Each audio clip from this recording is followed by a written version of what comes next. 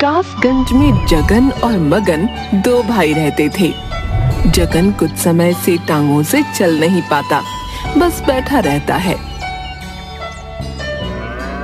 गर्मियों का एक दिन घर के आंगन में जगन बिस्तर पर बैठा हुआ है। मगन खाने के लिए आम की टोकरी लाया। भैया ये लीजिए, मैं आपके लिए आम लेकर आया हूँ। अरे वाह, तुम्हें पता है मैं अभी यही सोच रहा था कि कहीं से आम खाने को मिल जाते इस मौसम में तो बड़ा मजा आता। आओ बैठो मेरे पास।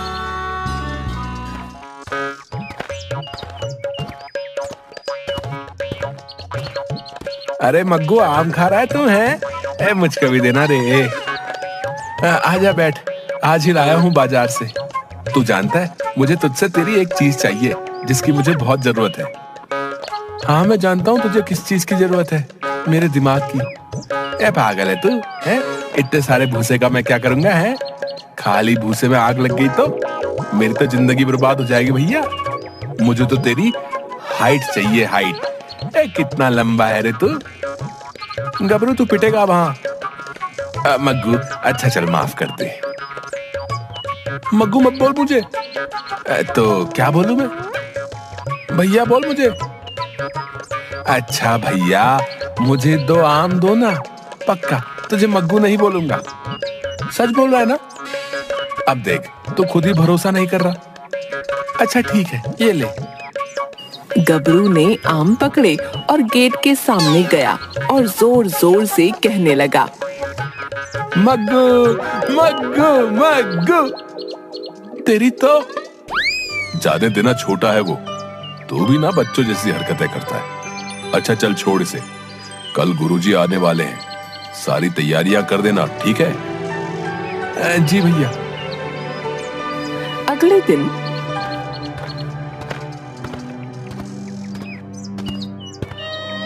शाम को गुरुजी चलते हुए दिखाई दिए और मगन के घर पहुंच गए।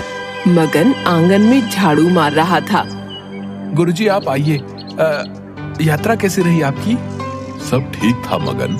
क्या बात है, जगन नहीं दिख रहा? गुरुजी अंदर है भैया, आप आइए।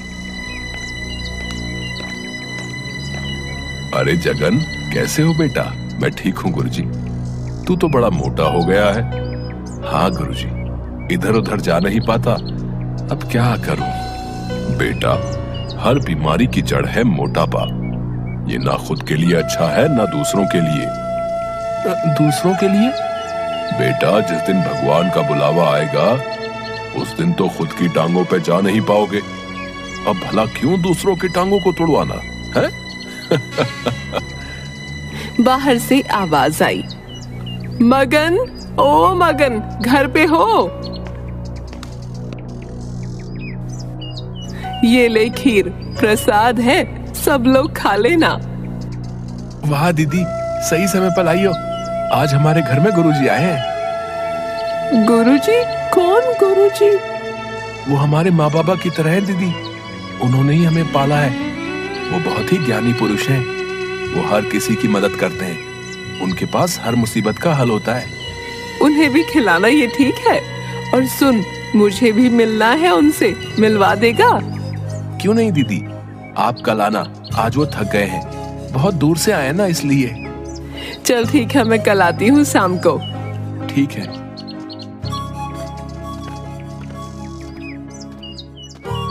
कांता जा रही है, तभी उसे उसकी पड़ोसी लीला दिखी।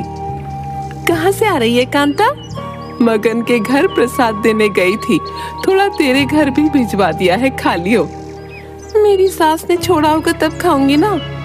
तुझे पता है जगन भैया के घर उनके कोई गुरुजी आए हैं।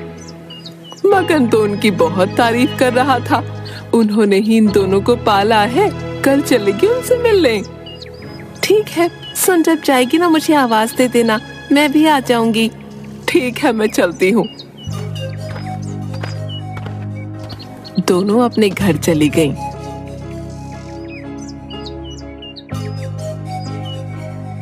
रात का वक्त गुरुजी और जगन खाने के लिए बैठे हैं। मगन ने खाना परोसा।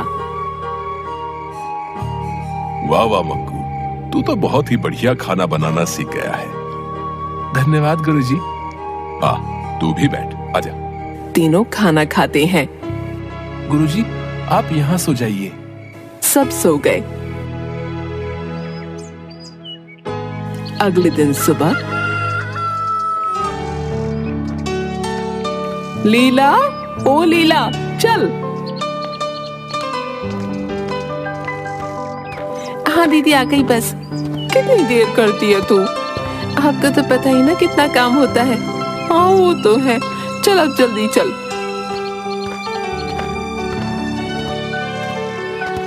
दोनों मगन के घर पहुंच गए। मगन, अरे ओ मगन। आया दीदी। देख, मैं लीला को भी लाई हूँ। आइए ना, अंदर आइए। गुरुजी, ये आपसे मिलने आए हैं। ये हमारे पड़ोस में ही रहती हैं। आओ बेटी, क्या बात है? प्रणाम गुरुजी, मेरा नाम कांता है। मगन ने मुझे बताया कि आप लोगों की परेशानियों को सुलझाते हैं। मेरे पति हर शाम शराब पीकर आते हैं, इस वजह से हमारी लड़ाई भी होती है। वो कहते हैं मैं छोड़ना तो चाहता हूँ पर छूट ही नहीं पा रही है। आप ही बताइए ना कि ऐसा क्या करूँ जिससे वो ये आदत छोड़ दें। तुम्हारा पति खाना कितने बजे खाता है दोपहर में? 2 बजे। आज से उसे 2 डब्बे खाने को देना। एक वो 2 बजे खाएगा और दूसरा तब जब उसका काम खत्म हो जाएगा, उसे थोड़ी देर पहले। उस डिब्बे में तुम मिठाइयाँ फल डाल देना और ऊपर से ये छिड़क देना, ठीक है? जी गुरुजी। गुरुजी, मेरा नाम लीला है। मेरी सास ने मेरा जीना हराम करके रखा हुआ है। कभी सीधे मुंह बात ही नहीं करती। मैं तो दुखी हो गई हूँ इस रोज रोज के तमाशे से। ये लो, इसे अपनी सास के खाने में डाल देना। तुम्हें कल सुबह से ही असर दिखना शुरू हो जाएगा। धन्यवाद गुरुजी। मैं चलती हूँ गुरुजी। मैं भी चलती हूँ गुरुजी।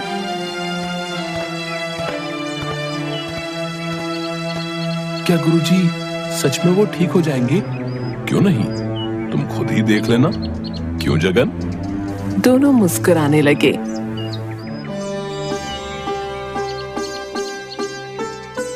ये लीजिए। आज 2 डिब्बे क्यों? मैं गुरुजी से मिली थी कल। उन्होंने कहा इससे आप ठीक हो जाएंगे।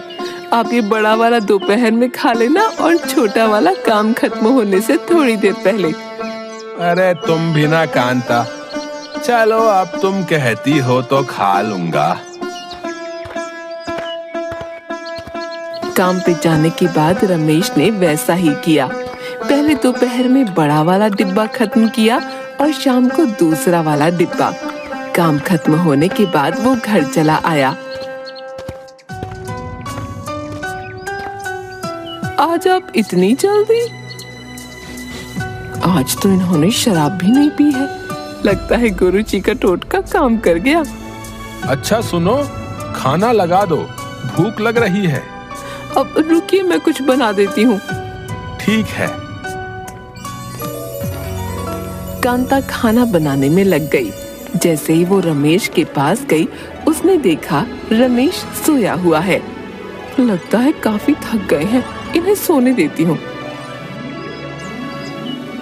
सुन बहू, इधर आइयो, वो देना मुझे। लीला। हाँ दीदी। तुझे पता है कमाल ही हो गया। इन्होंने कुछ दिनों से न शराब पी है न मुझसे लड़ाई की। हाँ दीदी, आपको पता है मेरी सास मुझसे प्यार से बात कर रही है।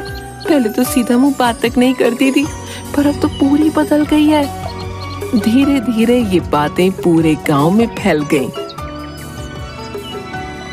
एक दिन उस गांव की ठाकुराइन गुरुजी से मिलने उनके पास गई। ठाकुराइन जी, आप यहाँ कैसे? सब ठीक तो है? मुझे गुरुजी के बारे में पता चला और ये भी कि कैसे उन्होंने लोगों की दिक्कतों को ठीक किया, इसलिए मेरे मन में भी उनसे मिलने की इच्छा जाग गई है। कहाँ है गुरुजी? उन्हें बुलाइए। रुकिए, बुलाता हूँ उन्हें। क्या हुआ बेटी? बाबा जी, क्या आप मेरी समस्या सुलझा देंगे? क्यों नहीं बेटी, क्या बात है? बाबा, मेरे पति जब देखो काम करते रहते हैं, घर में रुकते तक नहीं है, बस बस आते हैं, खाते हैं और सो जाते हैं। अब आप ही बताइए ना, मैं क्या करूं? मुझे तो याद भी नहीं कि उन्होंने आखिरी बार मुझसे बैठकर आराम से बात कब की थी। वो इतना काम करते हैं ना कि उनके पास हमारे लिए फुर्सत भी नहीं है। ये लो, इसे रात को खाने में मिला देना, कल से ही तुम्हें असर दिखना शुरू हो जाएगा। अगर आपकी बात सच निकली तो आप जितना धन मांगेंगे आपको मिलेगा। बेटी, जब हम किसी को धन देते हैं ना किसी चीज के बदले, तो हम सामने वाले की वो चीज खरीद लेते हैं। मुझे धन नहीं चाहिए, मैं ये सब दूसरों की मदद करने के लिए करता हूँ। और रही बात धन की, तो जब समय आएगा तो सब नसीब में खुद ही आ जाएगा। ठीक है गुरुजी, अब मैं चलती हूँ।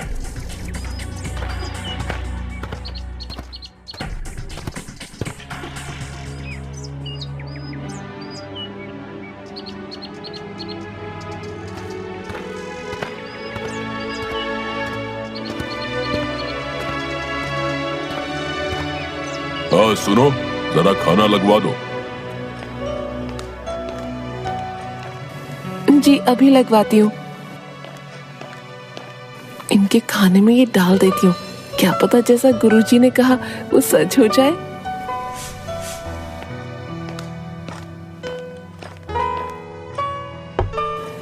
ये लीजिए, मैंने खाना रख दिया। अब आप हाथ मुंह धोकर आ जाइए। ठाकुर ने खाना खाया और चुपचाप चला गया और सो गया।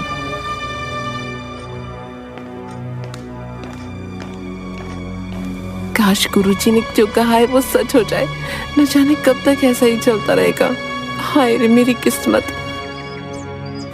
अगली सुबह ठकुराइन नहा कर आई, फिर कमरे में उसने देखा वहाँ मुंशी जी खड़े हैं। मुंशी जी, आज से कुछ दिनों तक आप ही ये सब संभालेंगे। मैं कुछ दिन आराम करना चाहता हूँ। जी ठाकुर साहब। आप आज गए नहीं? मैं सोच रहा हूँ कुछ दिन घर पर आराम करूँ। आप सही सोच रहे हैं, आप घर पर आराम करिए। जब देखो आप काम करते रहते हो। आपको जो चाहिए आप मुझसे मंगाना, मैं आपको दूंगी। आपको जो खाने का मन करे आप बता देना, ठीक है? तुम मेरा कितना ध्यान रखती हो, मैं ये देखकर बहुत खुश हूँ। हे प्रभु, गुरुजी की जय हो।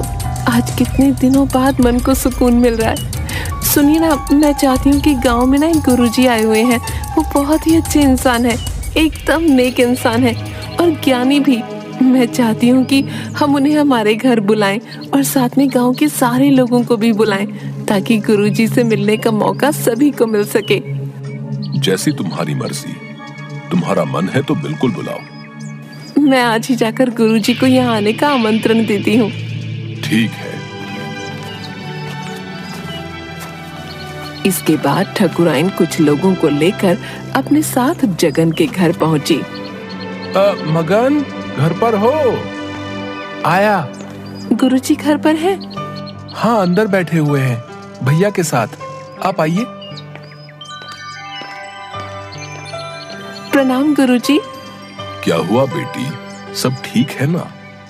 हाँ गुरुजी, जैसा आपने कहा था वैसा ही हुआ। मैं तो बहुत खुश हूँ, मानो मन को सुकून सा मिल गया हो। मैंने घर पर एक आयोजन रखा है, आप कृपा करके वहाँ जरूर आइएगा। ठीक है बेटी, हम जरूर आएंगे। समारोह के दिन सभी ठकुराइन के घर पहुँचे। आइए गुरुजी, आप यहाँ बैठ जाइए। आपको कुछ भी चाहिए हो तो इन्हें बता दीजिएगा, ये हर वक्त आपकी सेवा में रहेंगे। ये क्या बेटी, प्रसाद खुला क्यों छोड़ा है?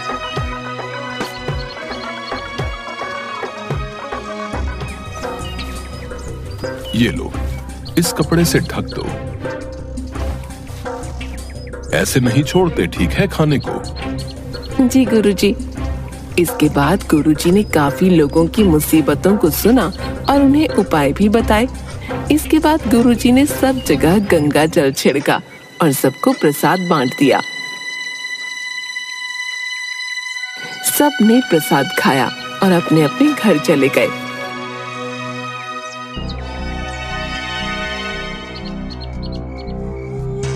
शाम को एक बांसुरी की आवाज पूरे गांव में फैल गई। एक आवाज आई और गबरू की छोटी बकरी चीकू उस आवाज की तरफ चलने लगी। गबरू ने जब देखा तो वो उसके पास गया। बकरी नहीं रुकी। गबरू ने उसे रोकने की कोशिश की, लेकिन बकरी के ऊपर उसका कोई असर नहीं हुआ।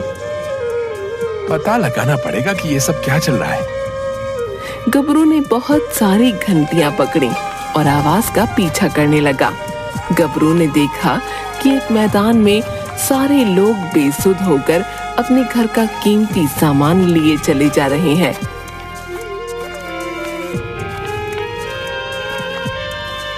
छोड़ दो इन सबको, तुम हमारे साथ ये सब क्यों कर रहे हो? अच्छा, ये रह गया था, पकड़ो इसे भी, पकड़ लो इसे और बात दो। जैसे ही वो लोग गबरू की तरफ आए, गबरू ने घंटियां बजाईं और अचानक सभी लोग होश में आ गए। ये सब क्या हो रहा है? हम सब यहाँ, ये सब चोर हैं पिताजी, इन्हें आप सब पकड़ लो। सबने उन सबको पकड़ लिया। गबरू के पिताजी ने एक चोर के मुंह से कपड़ा हटाया। जगन, तुम खड़े हो सकते हो? अरे वाह, चमत्कार हो गया। देखो गुरुजी की कृपा से अब मैं चल सकता हूँ। अपना ये नाटक बंद करो। भैया आप, यहाँ ये सब क्या चल रहा है?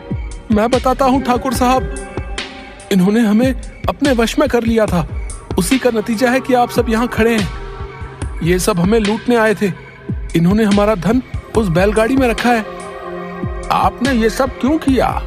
लोग तो आप दोनों की कितनी इज्जत करते थे। अब चलो बताओ, दोनों ने ये सब क्यों किया? दोनों चुप थे। ठाकुरों के एक आदमी ने जगन के पैर पर लाठी मारी। जगन बोल पड़ा। बताता हूँ, मैंने और गुरुजी ने मिलकर ये योजना बनाई थी। तो हमने प्रसाद के ऊपर जब गंगा जल छिड़का, उस समय गुरुजी ने अपनी बनाई दवाई प्रसाद में मिला दी, जिसे खाने के बाद जैसे ही हमने बांसुरी बजाई, आप हमारे वश में हो गए। मैं कोई साधु नहीं हूँ, मैं एक वैद्य हूँ। मैं अपनी दवाइयों से लोगों की समस्या सुलझाता हूँ। भैया मैं सोचता था कि मैं हमेशा आपका ख्याल रखूंगा और कभी आपको अकेला नहीं छोड़ूंगा, लेकिन आज जो मैंने देखा, मुझे नहीं लगता कि इसके बाद मैं आप पर विश्वास कर पाऊंगा।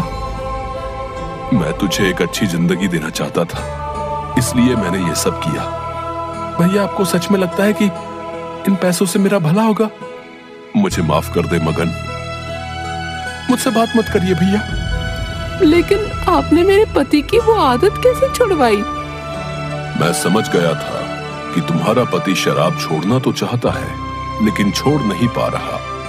इसलिए मैंने उसे थकान वाली दवाई दी, जिसे खाने से उसे काम के बाद थकान लगने लग जाती और वो सीधा घर आता और सो जाता, जिससे उसकी पीने की आदत छूट गई। और आपने मेरी सास को कैसे सुधारा? बेटी, दवाइयों के उपचार और थोड़ी सी बुद्धि का इस्तेमाल कर ही मैंने सबकी समस्याओं का समाधान किया है। आपने ये सब क्यों किया? आप तो बड़े अच्छे इंसान थे। आपने हम सबकी मदद की थी, फिर भी ऐसा क्यों किया? मजबूरी थी ठाकुराइन। हम एक अनाथ आश्रम चलाते हैं। वहां कई ऐसे बच्चे हैं जो अनाथ हैं, दिव्यांग हैं। उनके जीवन को बदलने के लिए हम ये सब करते हैं, ताकि उन्हें बेहतर जिंदगी दे सकें।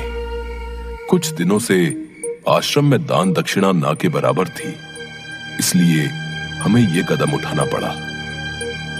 इतना नेक काम करते हो और इस तरह के काम में शामिल होते हो, तुम्हारी सजा यह है कि तुम वो आश्रम जिंदगी भर ईमानदारी से चलाओगे और हमेशा उन बच्चों का ख्याल रखोगे, और उनकी देखभाल के खर्च में होने वाला धन हमारी तरफ से आएगा। आप हमारी मदद क्यों कर रहे हैं? क्योंकि तुम नेक इंसान हो। तुम्हारा केवल रास्ता गलत है, लेकिन इरादा गलत नहीं था। इतना तो हम कर ही सकते हैं। आपका बहुत बहुत धन्यवाद। आप जगन को भी छोड़ दीजिए, वो एक अच्छा इंसान है। ठीक है, छोड़ दो जगन को।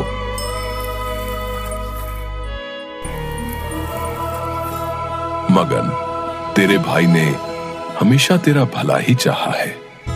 उसके साथ ऐसा मत कर। तू माफ कर दे अपने भाई को। उसने जिंदगी भर जो भी किया सिर्फ तेरे लिए किया। जबकि वो तेरा सगा भाई भी नहीं है। लेकिन मुझे जानना है गबरू, ये सब होश में कैसे आए और तुम कैसे होश में आए? क्योंकि मैंने लड्डू खाया ही नहीं था। मेरा लड्डू मेरी बकरी चीकू ने खा लिया था, और जब मैंने चीकू को उसकी घंटी की आवाज से ठीक होते हुए देखा तो मैंने सारी बकरियों के गले से घंटियां निकाल दी और अपने साथ यहाँ ले आया, और उनकी आवाजों से अब सभी ठीक हो गई। क्या बात है गबरू, तुम तो काफी बुद्धिमान हो। वो तो मैं हूँ। सब हंसने लगे। मुझे माफ कर दीजिए ठाकुर साहब, मैंने आपको वो दवाई खिलाई। कोई बात नहीं, इस वजह से मुझे कुछ दिनों का आराम तो मिला। आप ही तो कहते हैं जो होता है अच्छे के लिए होता है। इस बहादुरी के लिए मैं गबरू को एक पुरस्कार जरूर दूंगा। मग्गू देख, मुझे तो इनाम मिलेगा। इसके बाद से गुरुजी और जगन उस अनाथ आश्रम को सही ढंग से चलाने लगे और एक अच्छी जिंदगी बिताने लगे।